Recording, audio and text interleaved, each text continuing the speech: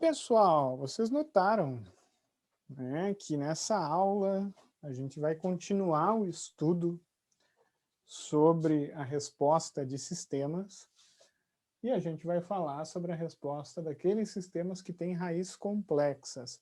Da mesma maneira que a gente fez com sistemas com raízes reais, a gente vai considerar aquele caso mais básico de um sistema que só tenha realmente as raízes complexas para extrair todas as informações daquela localização. Tá? Na aula que vem, a gente vai falar sobre um conceito de dominância de polos e a gente vai perceber que muitas vezes eu não preciso de fato saber todas as localizações das raízes para ter uma boa noção da resposta. Na verdade, a gente vai ver que muitas vezes existem raízes que dominam, né, que têm predominância na característica do sistema, e muitas vezes eu vou aproximar sistemas por essa característica por conveniência, né, porque é mais simples, resulta equações um pouco mais fáceis, tá? Mas até lá a gente precisa entender esses dois tipos de resposta, digamos assim, a resposta de raízes reais, que muita gente gosta de chamar de primeira ordem, e a resposta de raízes complexas, que são aqueles sistemas que possuem raízes, autovalores complexos. Antes de partir para a análise, tá, eu vou deixar a parte um pouquinho mais analítica, a parte um pouquinho mais matemática, para que vocês estudem na apostila, as deduções são feitas lá. Eu vou encarar mais de uma maneira pragmática, como eu sempre gosto de encarar esse problema, lembrando vocês de uma das formas de representar a equação característica, as duas, na verdade, formas de representar a equação característica de qualquer sistema, óbvio, que tenha raízes complexas. Ou não, né? Essa forma quadrática ela serve também para sistemas que não possuam raízes complexas, né? Mas enfim, vou fazer observações. Então, antes de falar sobre a raiz complexa de fato, eu vou falar sobre a forma quadrática. Velha forma quadrática. Quadrática. Que no colégio vocês aprenderam, provavelmente, como ax ao quadrado mais bx mais c. É o nosso famoso polinômio de segundo grau. Tá? Por quê, pessoal? Porque existem formas convenientes de se representar essa forma, esse polinômio, de acordo com aquilo que eu estou fazendo. Tá? Literalmente. Tá? Eu posso representar esse polinômio de uma outra forma. Eu posso representar esse carinha, por exemplo, x mais alfa ao quadrado mais beta ao quadrado. Que é como vocês fazem, muito provavelmente, para trabalhar com Laplace. Se vocês perceberam, esse denominador é exatamente igual ao denominador de Laplace, né? Daquela do seno e do cosseno da transformada de Laplace, só trocando o x por s. Na prática, pessoal, essa representação aqui, ela evidencia a parte real e a parte imaginária de raízes complexas. É Ok. conveniente. Alô? Tudo tranquilo? É mais conveniente de se trabalhar e expressar nessa forma. Tá? Isso quando eu estou resolvendo por Laplace, para casar com as transformadas. Só que nessa parte da disciplina eu quero trazer para vocês uma forma que vai ser útil para nós nesse momento. Né? Que o momento é de o quê? De olhar as raízes, né, e saber como que a resposta vai transcorrer. Aí vocês vão ver que é basicamente a mesma coisa, só que avaliada de uma forma diferente. Por quê? Até eu vou retomar. Ó.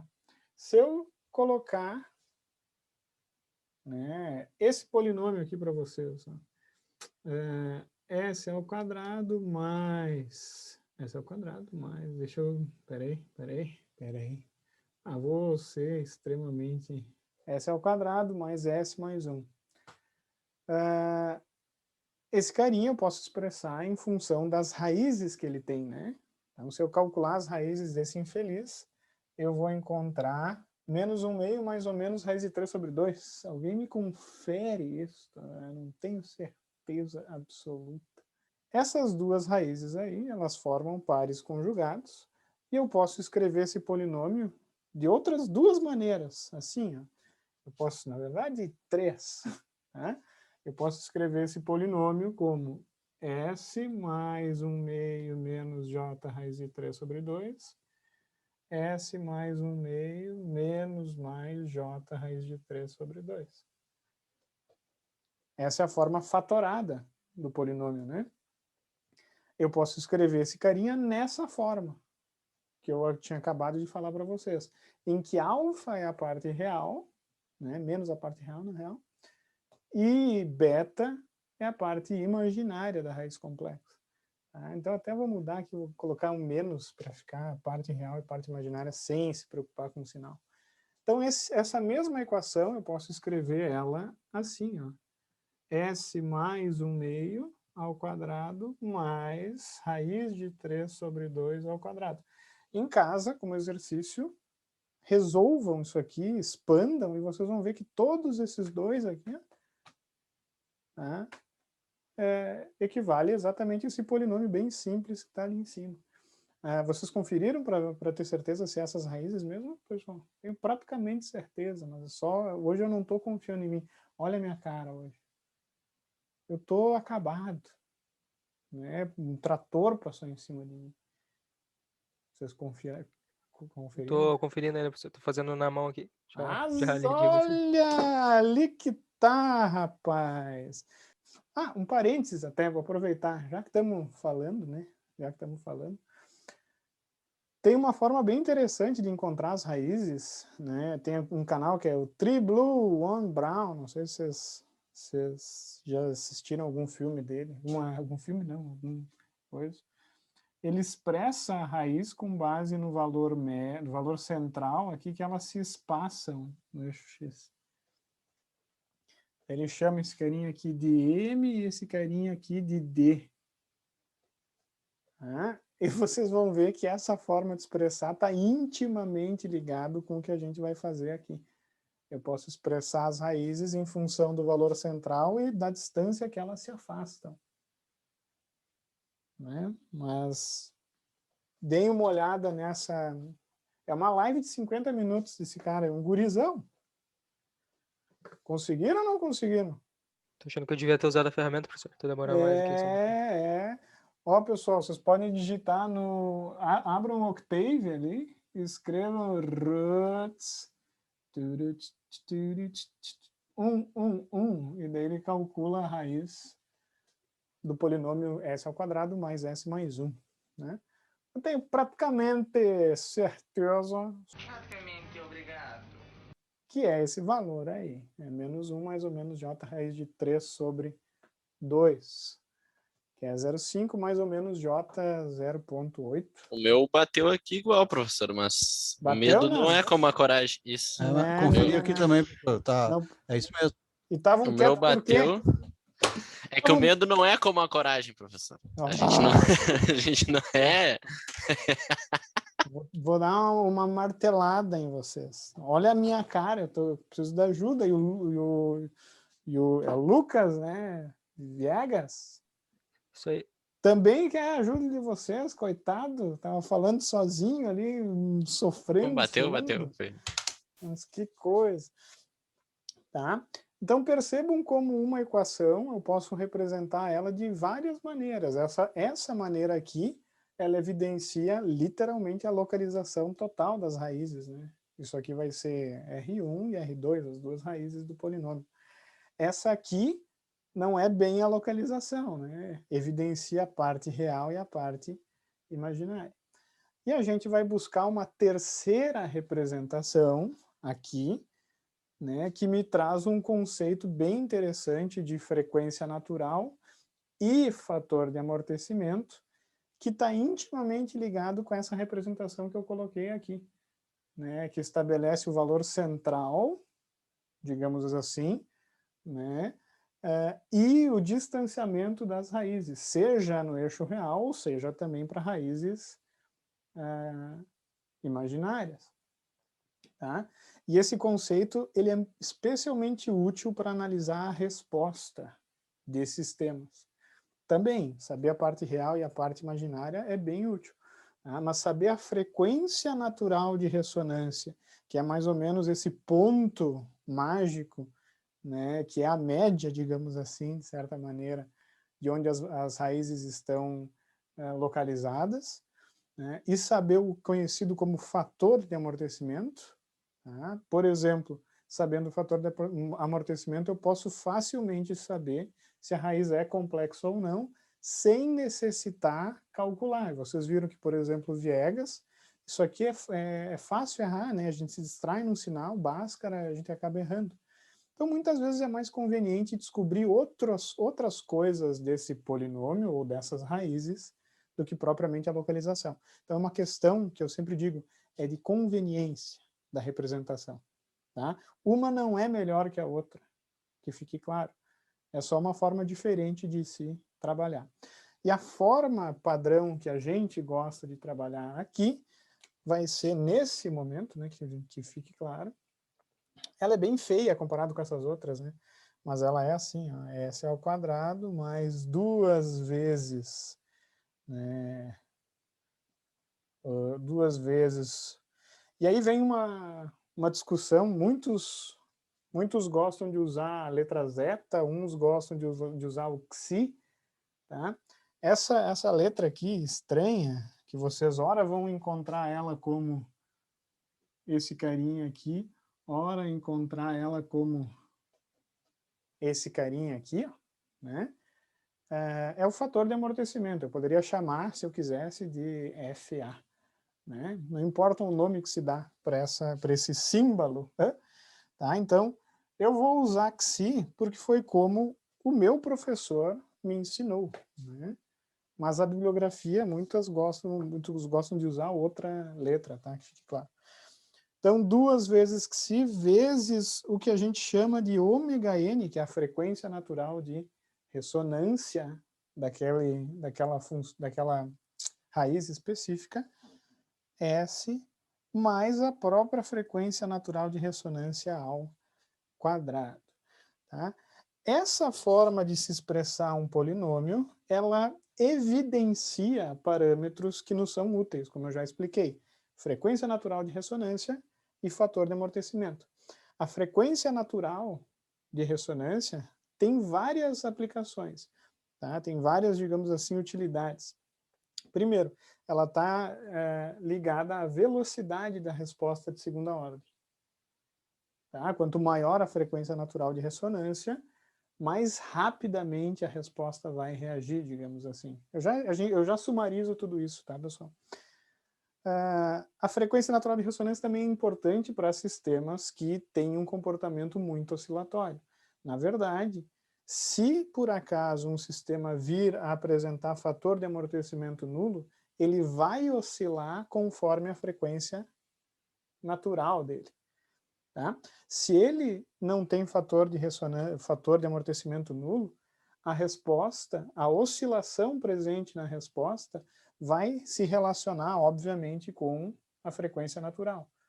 Mas devido ao fato de eu ter um fator de amortecimento não nulo, essa frequência de oscilação ela vai aparecer na resposta um pouco amortecida, o que a gente vai conhecer como frequência natural amortecida.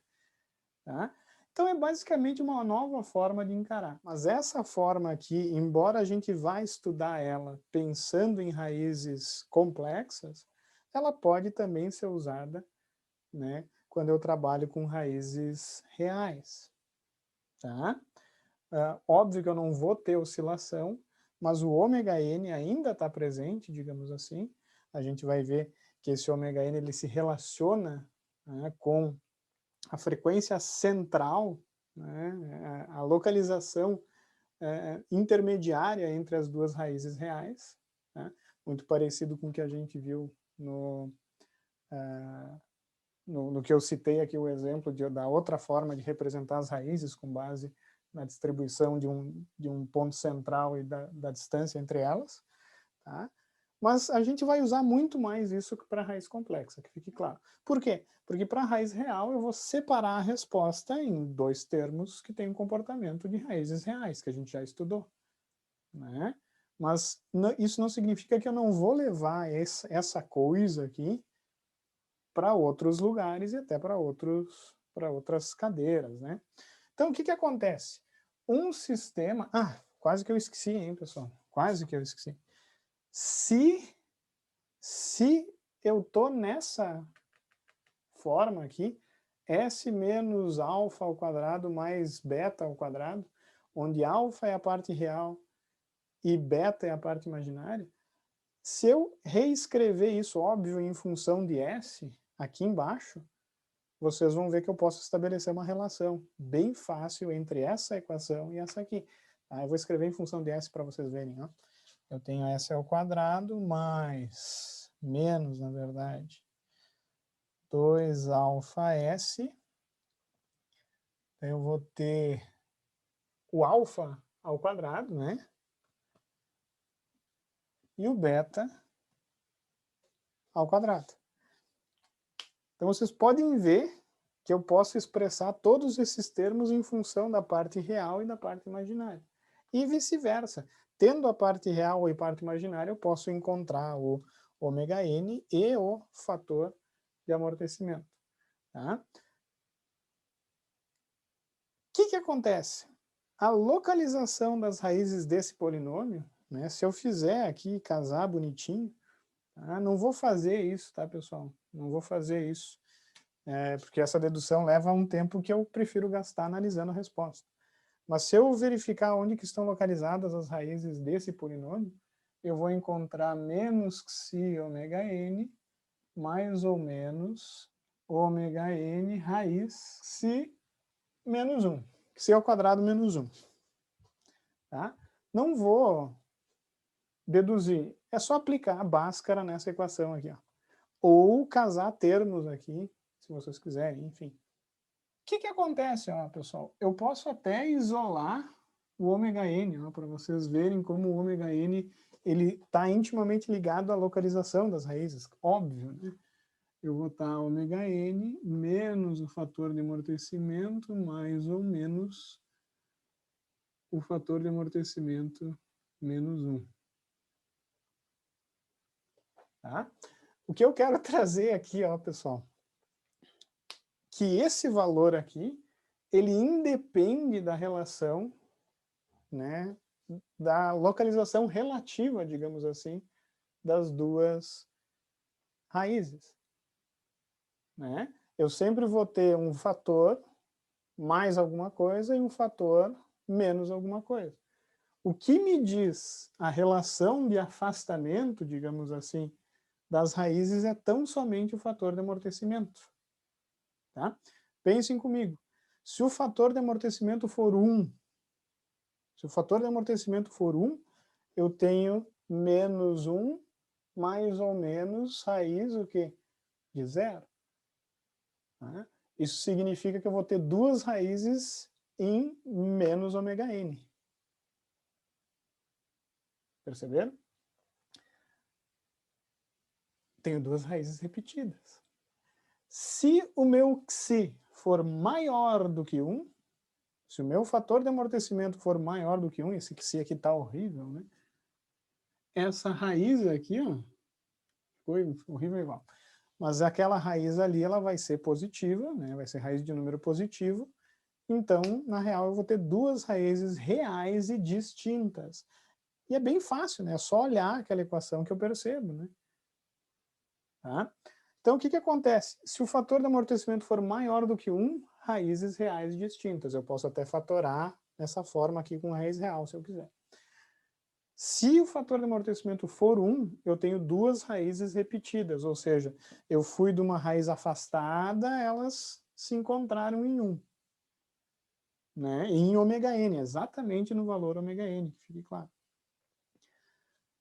O que acontece se eu começar a diminuir o fator de amortecimento? Até vou escrever aqui, pessoal. Eu falei, xi maior do que 1, as raízes vão ser reais e distintas. Xi igual a 1, raiz repetida. Dupla, né, inclusive. O xi é o fator de amortecimento. Raízes reais repetidas. Eu espero que vocês tenham falado certo, mas se o meu xi estiver entre 0 e 1, o que eu vou ter? Bom, vai ter a raiz complexa ali, né? Raiz complexa, perfeito. Raízes complexas. E eu quero que vocês observem uma coisa, ó. Essa raiz complexa, quando o meu xi for pequeno, né, eu vou deduzir isso depois para vocês, mas o mais interessante é que o módulo dela vai ser ômega n. Né?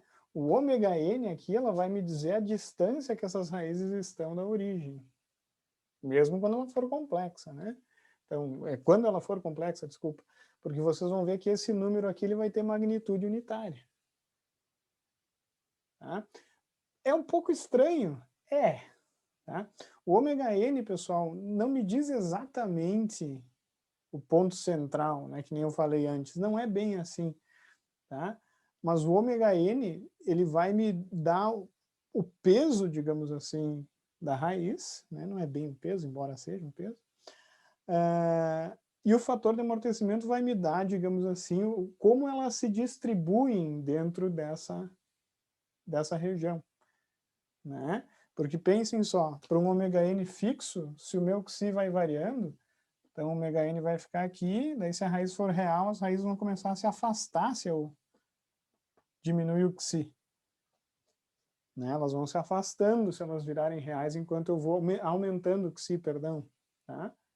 Ao passo que, se eu diminuo o xi, elas vão se juntando, então elas fazem assim, e se eu continuar aumentando o meu fator de amortecimento, elas vão fazer assim. Na verdade, elas fazem assim e fazem um círculo, pessoal. Falha minha.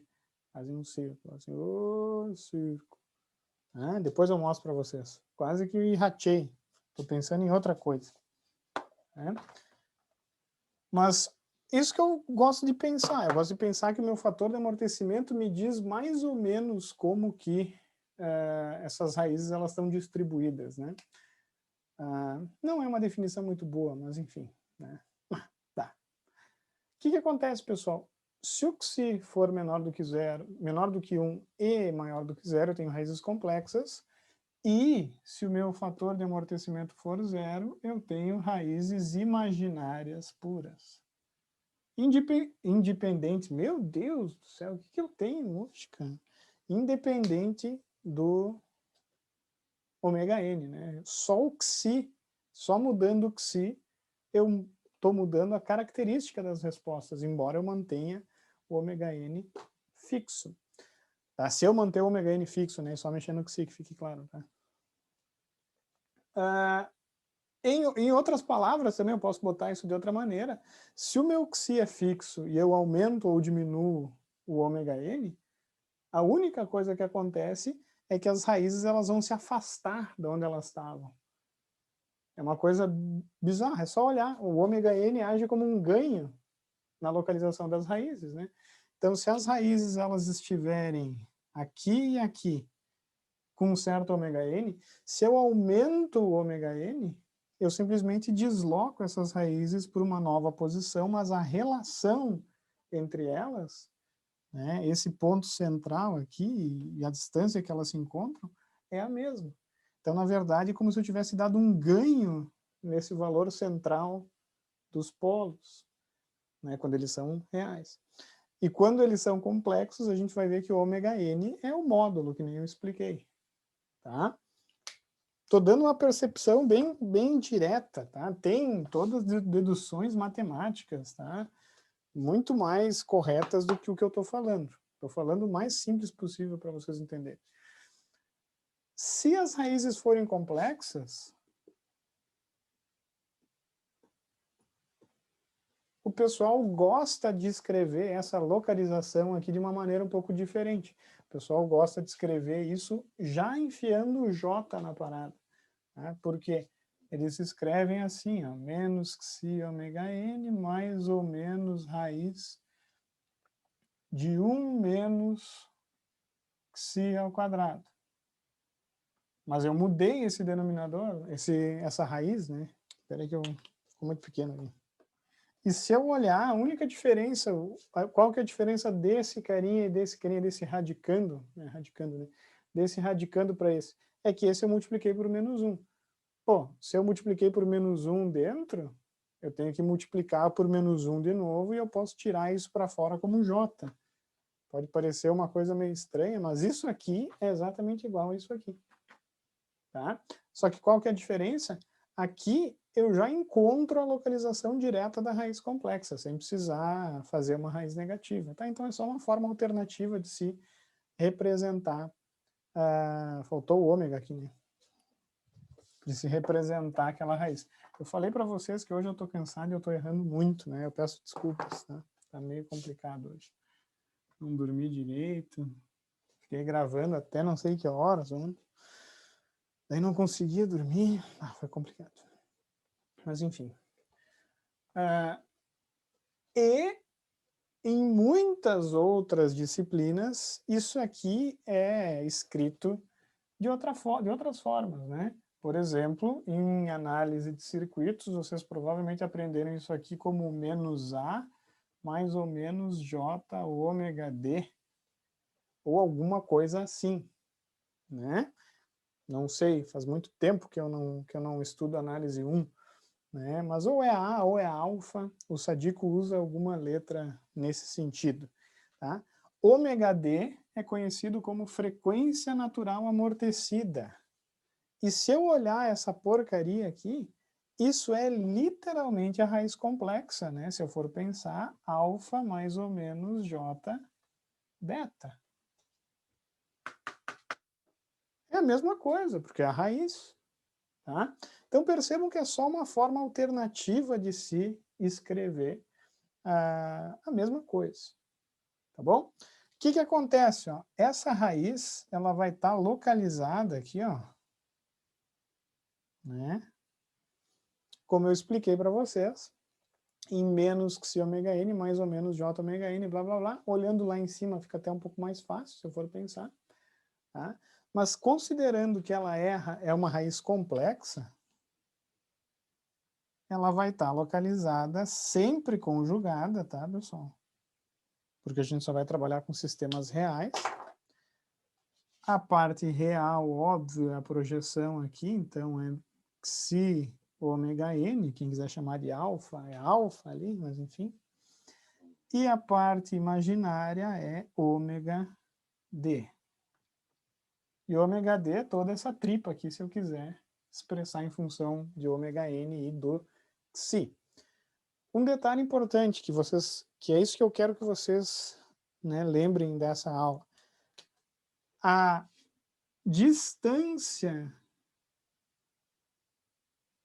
que essa raiz aqui ela vai estar da origem, essa distância, ou seja, o módulo da raiz é sempre igual a ômega n.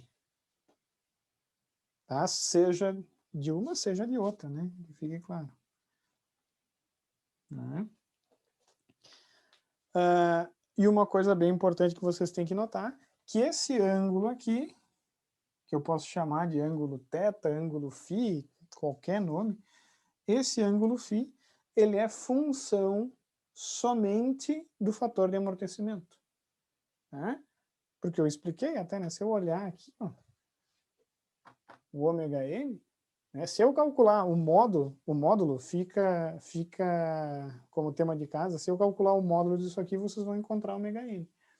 Tá? Então, na verdade, o ômega n é a distância. Então, o outro parâmetro, xi, ele me dá a relação entre a parte real e a parte imaginária.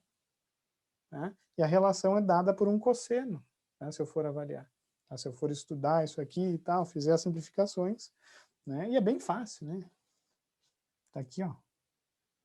Né? Essa distância aqui é xi ômega n, isso aqui é ômega n, esse ângulo só é função de xi. Né? Porque se eu faço o cosseno lá, vai cancelar o ômega n, só vai sobrar o fator de amortecimento. Então, esse ângulo aqui, o ângulo, é o cosseno φ. Errou! Em outras palavras, o φ é o cosseno daquele ângulo. Ó, pessoal, cometi um erro, né? Então, fiz um vídeo para corrigir.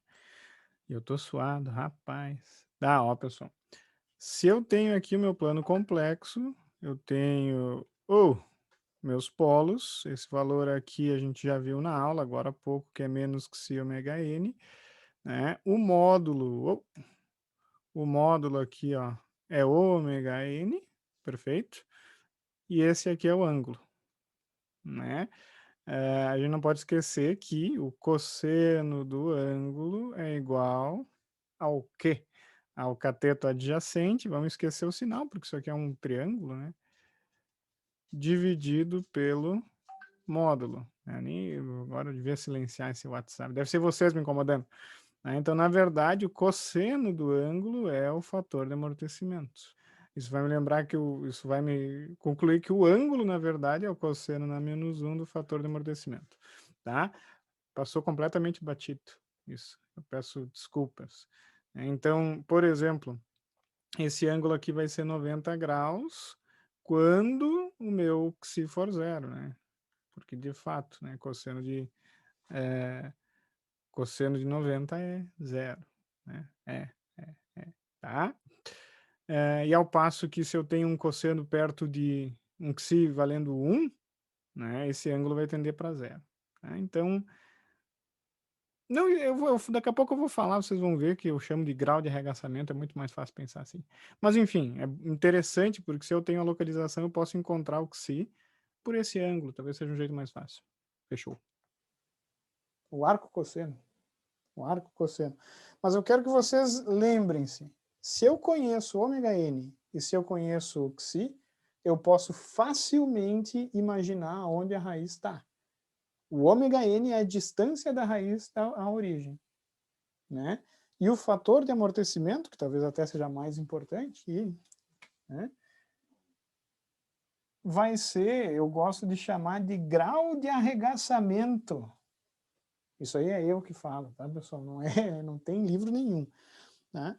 É o grau de arregaçamento dos polos. Para xi baixo, para o fator de amortecimento tendendo a zero, isso considerando um mesmo ômega n, as raízes vão estar bem arregaçadas e bem abertas. Elas vão ser raízes com uma característica bastante oscilatória, porque ela é pouco amortecida. Depois eu explico um pouquinho isso. E conforme o meu fator de amortecimento aumenta, eu vou ter um comportamento muito mais parecido com raízes reais, né? Ao passo que, se eu aumento ainda mais o xi, essas raízes elas viram reais repetidas, e a partir daí uma vai vir para cá enquanto a outra vem para a esquerda. Então, na verdade, elas vão ficando cada vez mais separadas com o aumento do meu fator de amortecimento. Se eu quiser também lembrar disso, né, pessoal? Mas isso aí é um conhecimento acessório nessa parte. Detalhe importante, hein, pessoal? As raízes, se elas forem complexas, a gente não pode esquecer que elas vão gerar exponenciais complexas nessa forma. Na verdade, vai gerar uma exponencial e a sua conjugada, né? Óbvio, ponderado por constantes ali, coeficientes, né? Por quê? Porque essa é a raiz, essa raiz vai estar associada provavelmente à equação característica do sistema, por isso, né? Meio que atalhei um pouco. O que eu quero lembrar vocês, pessoal? Não importa se eu tenho K1 e K2 aqui, enfim, vocês viram isso em sinais, que esses casos eles vão ser conjugados, se o sistema for real, pela simetria de conjugado, caralho, é 4. O que vocês têm que lembrar é o seguinte, que essa exponencial aqui, ó, ela pode ser segmentada em parte real e parte real não, em expoente real e o expoente imaginário, né? E eu posso escrever, de certa maneira, isso assim, ó, imaginando que esses ganhos sejam 1 para facilitar o entendimento, ó, E na J beta T mais E na menos J beta T. Tá? O que eu quero trazer para vocês? Eu quero lembrar vocês que esse modo, que é um modo complexo, ele vai poder ser estudado como um modo puramente oscilatório, porque isso aqui é cosseno, né? Se eu for imaginar, se eu for usar a identidade de Euler aqui. Isso aqui é um cosseno. E isso aqui é uma envoltória, né, monotônica que multiplica aquele cosseno, fazendo aquilo lá crescer ou decrescer, tendendo a zero. Por que eu estou falando isso? Porque vocês têm que começar a associar rapidamente a parte real à envoltória, tá? E a parte imaginária à oscilação. E a gente vai associar no próximo quadro o fator de amortecimento, né, a característica da resposta desse sistema. Já adiantando, sistemas com baixo fator de amortecimento, né, tem parte real muito pequena, é só olhar aqui a projeção, né? Consequentemente, eles vão oscilar muito, porque essa envoltória é muito lenta. Vai demorar para decrescer. Com isso, eu vou conseguir ver muita oscilação na resposta. Ao passo que sistemas com fator de amortecimento elevado, essa exponencial aqui ela vai decrescer muito rápido comparado com a frequência natural, né? Consequentemente, eu mal vou ver essa oscilação amortecida na resposta, porque a envoltória amortece, né? Entender isso é fundamental, tá, pessoal? A gente já viu e já estudou como esse carinha responde, né? O único problema é que agora eu vou ter oscilação também na parada. Por isso que a gente vai ver alguns parâmetros úteis para descrever uma resposta de segunda ordem no próximo quadro. Tirar fotinho aqui, pessoal. Eu não sei o que eu tenho.